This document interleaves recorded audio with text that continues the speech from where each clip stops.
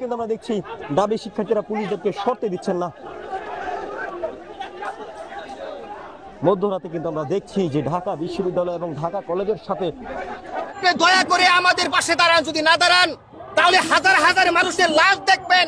কোথায় আছে হাসান আব্দুল্লাহ, কোথায় সারজিদ আলম, ঢাকা বিশ্ববিদ্যালয়ের ছাত্র রাস্তা কোথায়? আজকে আমাদের মাথায় বাড়ি দিছে।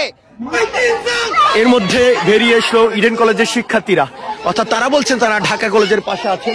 অন্যদিকে দুপক্ষে কিন্তু দীর্ঘ সময় ধরে কিন্তু আমরা উত্তেজনা কিন্তু দেখছি পুরো সময় জুড়ে। একবারে এই যে মোড়ে আপনারা ইতিমধ্যে দেখতে পাচ্ছেন, এই মোড়ে কিন্তু প্রায় 1 ঘন্টার বেশি সময় ধরে কিন্তু দুপক্ষের মধ্যে কিন্তু ধাওয়া পাল্টা ধাওয়া কিন্তু চলছে।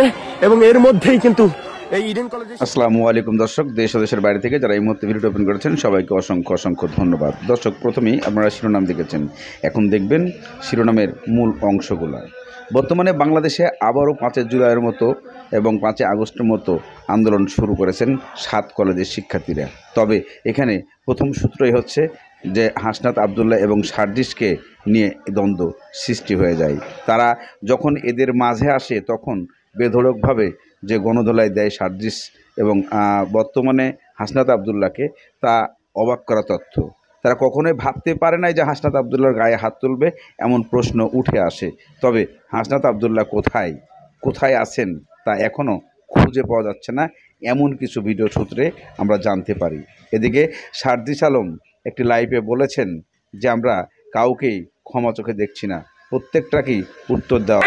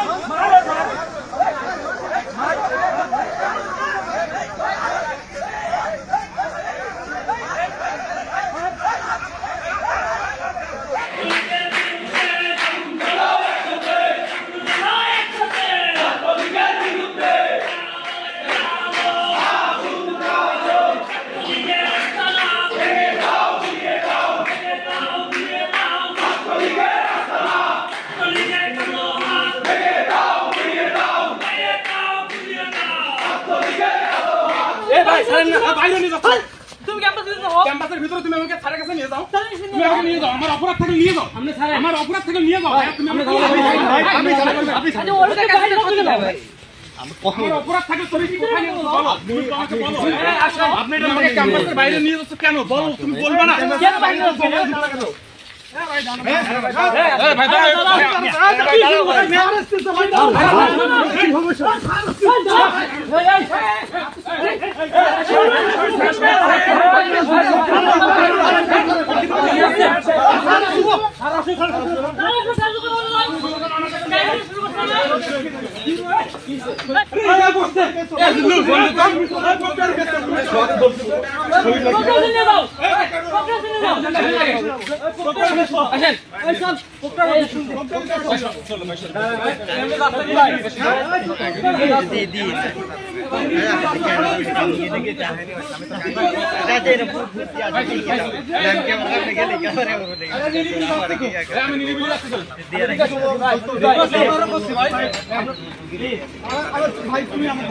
আমি অপরাধ যদি করে থাকি আমি স্যারের কাছে গিয়ে মাথা নত করবো, কিন্তু তোমার কাছে কি তোমার কাছে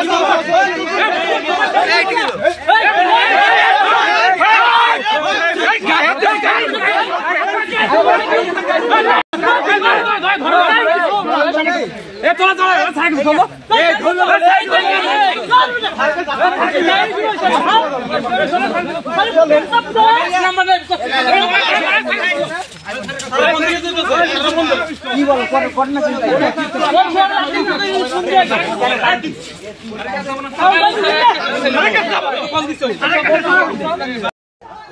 দেখছেন পুলিশের উপর কিন্তু চড়াও হতে যাচ্ছে দাবি শিক্ষার্থীরা, কেননা পুলিশ ঢাকা কলেজের শিক্ষার্থীদের হঠাৎ ব্যর্থ হয়েছেন বলে কিন্তু আমরা দেখছি যে দাবি শিক্ষার্থীরা পুলিশদেরকে আক্রমণের চেষ্টা করছেন। কেননা পুলিশ যদি এই স্থান থেকে সরে যায় সেক্ষেত্রে সংঘর্ষ ও ভয়াবহ রূপ নিতে পারে, সেজন্য কিন্তু আমরা দেখছি দাবি শিক্ষার্থীরা পুলিশদেরকে সরতে দিচ্ছেন না। মধ্যরাতে কিন্তু আমরা দেখছি যে ঢাকা বিশ্ববিদ্যালয় এবং ঢাকা কলেজের সাথে রণক্ষেত্র যে ভয়াবহ সংঘর্ষ চলছে, সেই সংঘর্ষ কোনোভাবেই কিন্তু নিয়ন্ত্রণে আনতে পারছেন না আইন শৃঙ্খলা বাহিনীর সদস্যরা। অনেকক্ষণ চেষ্টা করার পরে কিন্তু পরিস্থিতি নিয়ন্ত্রণে আসছে না।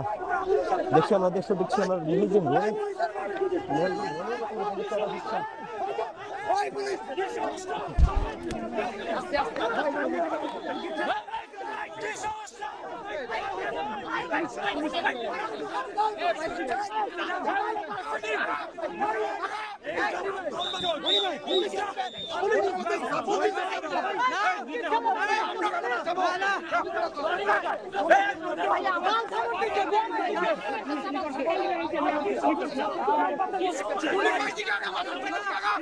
পুলিশ ক্যাম্পাসে ঢুকবে না, আমি বলি পুলিশ না না পুলিশ এখানে কি করে চালিয়ে যাচ্ছে এই সংঘাত যাতে না হয়।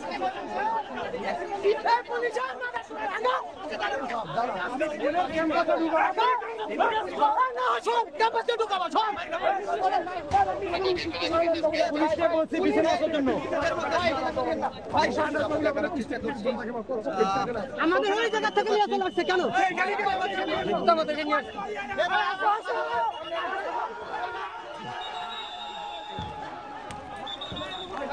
আমাদের জায়গা থেকে মনে করি এই ফ্যাসিস্ট খুনি হাসিনা এবং তার যারা দোসর ছিল তারা তাদের জায়গা থেকে এখন তার অবলম্বন আছেই একটা, এটা তাদের খুঁটি। এই খুঁটিটা হচ্ছে গুজব খুঁটি।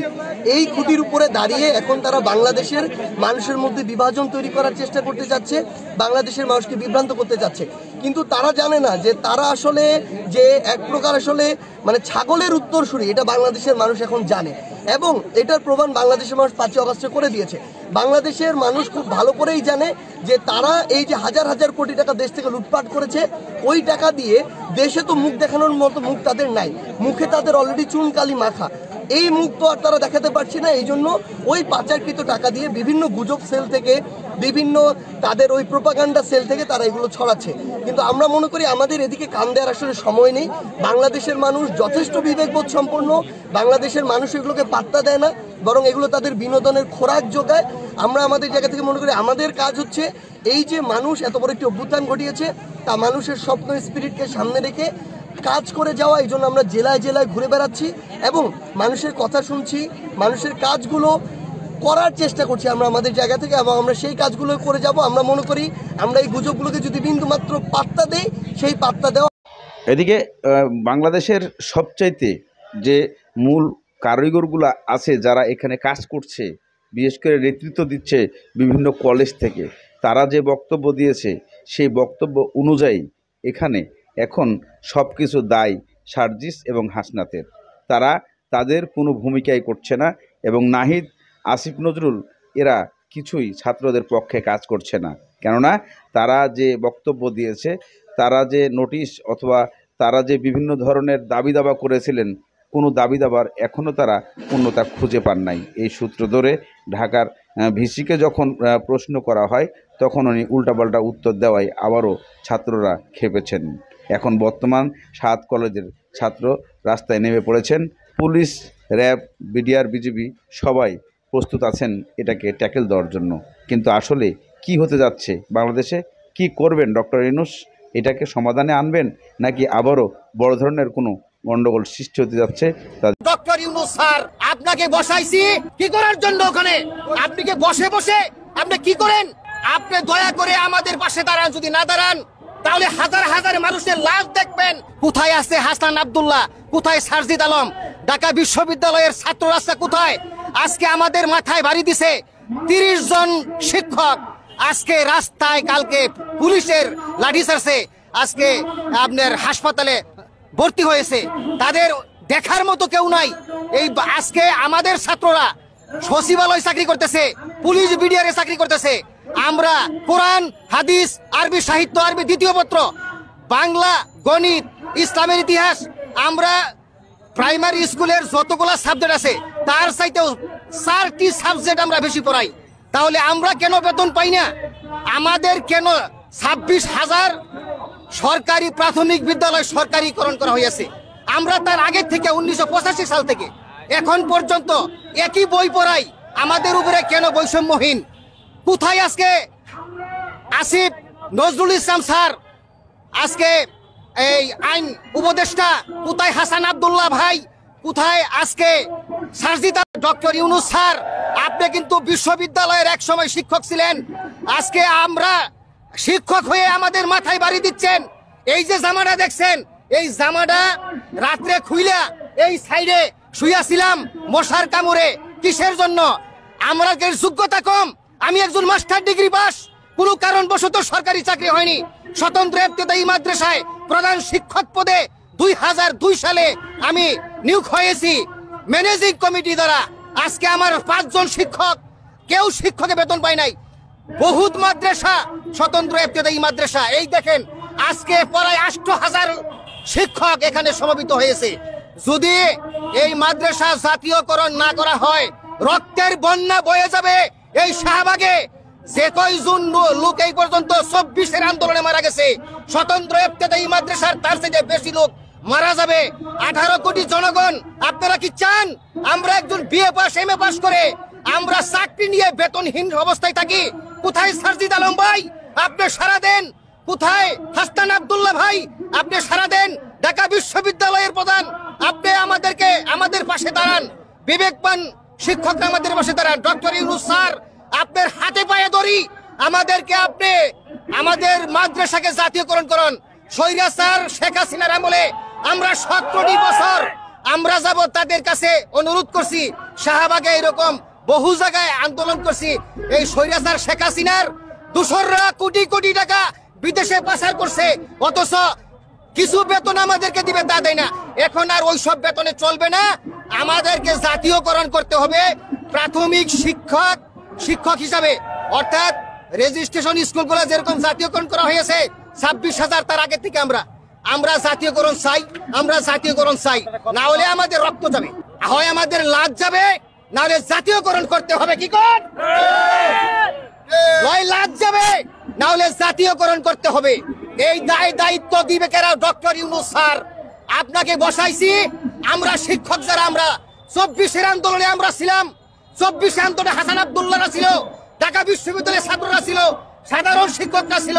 আপনাকে বসিয়েছি কি করার জন্য? ওখানে আপনি কি বসে বসে আপনি কি করেন? আমাদের জাতীয়করণ করে আপনি আমাদের শিক্ষকের সমতুল্য। আমরাও শিক্ষক, আপনি বিশ্ববিদ্যালয় শিক্ষক ছিলেন।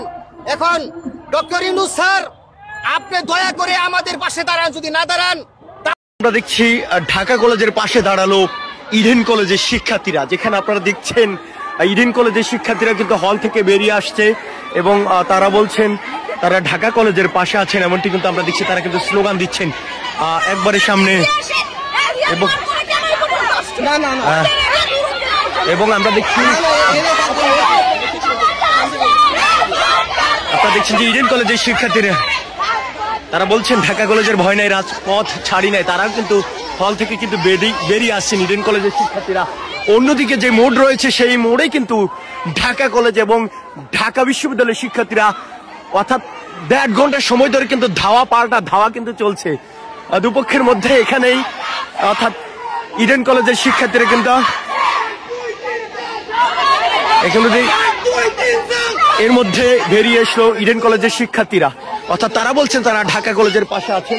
অন্যদিকে দুপক্ষে কিন্তু দীর্ঘ সময় ধরে কিন্তু আমরা উত্তেজনা কিন্তু দেখছি পুরো সময় জুড়ে। একবারে এই যে মোড়ে আপনারা ইতিমধ্যে দেখতে পাচ্ছেন, এই মোড়ে কিন্তু প্রায় 1 ঘন্টার বেশি সময় ধরে কিন্তু দুপক্ষের মধ্যে কিন্তু ধাওয়া কিন্তু চলছে এবং এর মধ্যেই কিন্তু এই ইডেন কলেজের শিক্ষার্থীরা কিন্তু এখানে আসছেন। তাদের মধ্যে কয়েকজন শিক্ষার্থী তাদের কাছে আমরা বিশেষ করে বৈষম্যবিরোধী ছাত্র আন্দোলনের একজন সমন্বয় করেছেন হাসিব আল ইসলাম, সে কিন্তু হাত জোর করে ক্ষমা চাচ্ছেন যাতে ইডেন কলেজের শিক্ষার্থীরা যাতে না আগান। এখানে আরেকজন সমন্বয়ক রয়েছেন বৈষম্যবিরোধী ছাত্র আন্দোলনের আব্দুল কাদের, সে কিন্তু এখানে এসে দাঁড়িয়েছেন এবং ইডেন কলেজের শিক্ষার্থীর সাথে কথা বলছেন, তাদের কাছে হাত জোর করে ক্ষমা চাচ্ছেন সামনের দিকে না যাওয়ার জন্য।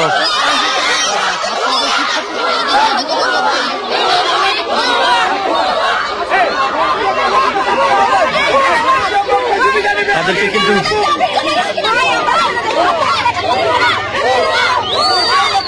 ইডেন কলেজের শিক্ষার্থীরা কিন্তু ভুয়া ভুয়া স্লোগান দিচ্ছে, সেটি কিন্তু আপনারা দেখছেন। এবং সমন্বয়কদের দুজন অন্যতম তিনজন বিশেষ করে আমরা দেখছি যে আব্দুল কাদের এবং হাসিব আল ইসলাম সহ অনেকেই কিন্তু তাদেরকে সরানোর চেষ্টা কিন্তু করছে।